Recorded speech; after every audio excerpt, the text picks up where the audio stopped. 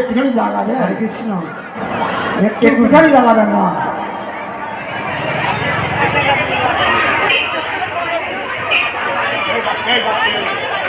হরে কৃষ্ণ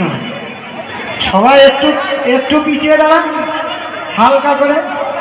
থাক থাক না সামনে যাবেন না একটু পিছিয়ে আসেন সকলে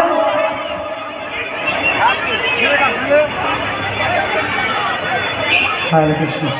আর এই মধুর বৃন্দাবন এক্ষুনি ভেঙে যাবে সবাই